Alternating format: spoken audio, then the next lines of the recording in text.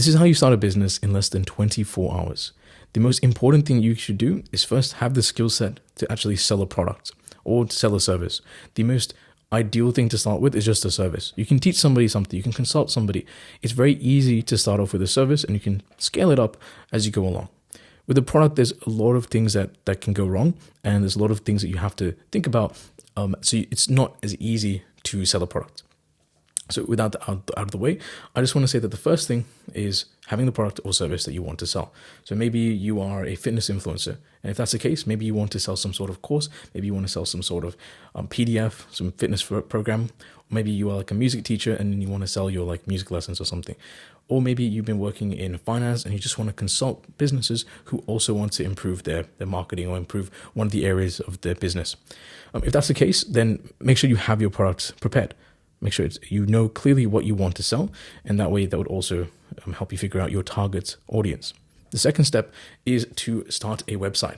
Now, in the modern day, if you don't have a website, if you don't have a actual presence online, you're basically invisible. A website's probably better than something just like social media. A website is a place for people to go. They can also pay for things through your website. They can make bookings through your website. And this will help you design a business that isn't geographically dependent. You can make an online business. You can have courses that you sell on your actual website. You can have consultations and bookings that you can just connect on your actual website. So I recommend using Wix. Like I've been using Wix for a bunch of my businesses, and for my main business, like Wix is the most simplest, the easiest one to use. It is a bit more expensive, but when it comes to working or just using any sort of tool, whether that's like business tools or just whatnot, if you go cheap now, you're going to pay for it later.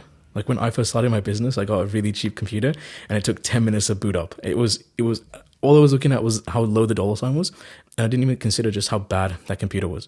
And I ended up obviously upgrading to something better. And then that helped me with my business so much more. So don't go too cheap on this. Obviously, don't go super expensive if you can't afford it.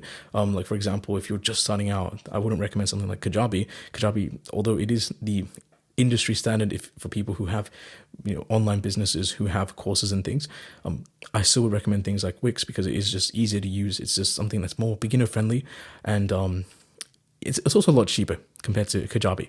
So I would recommend something like Wix. I'm not associated with them. I've just used them. I know how it works. I just know how easy it is to just quickly get something up. And a lot of these website builders, Wix included, Squarespace included, they have AI builders.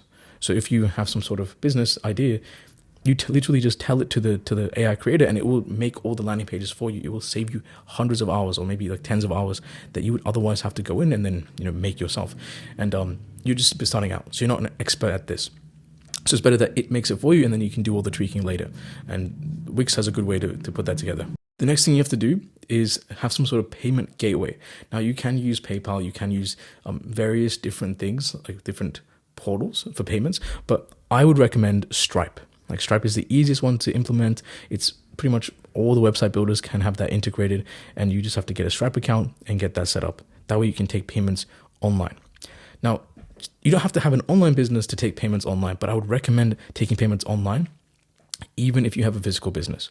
Because if you have a business and you want to sell things, it helps to have some sort of online payment gateway, which you can then kind of connect to like different software that you might use in the future.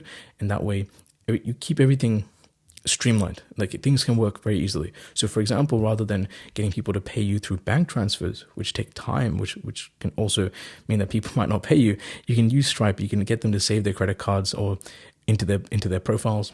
Then you can basically direct debit out of their accounts. And lastly is actually properly registering your business as a business. Don't register it as a sole trader. Don't register it as probably even not a partnership. You want to protect yourself legally and for any liability. So you want to make sure that your business is registered as a limited liability company, an LLC. Ideally private. If you're going to go huge, maybe make it private, but make it public. But just start with starting a private corporation. That way it just protects you. This is the 4 most simple, brief ways to actually starting a business that I recommend, and that pretty much anyone can start regardless of what kind of business they want to start, provided it's at least partially online. And so just use those 4. to help you start your first business, you can literally get this done within less than 24 hours. Like students can get it done, people who have jobs can get it done. But those are the 4 key things that you need to do in order to actually start a business. And then from there, you can then grow.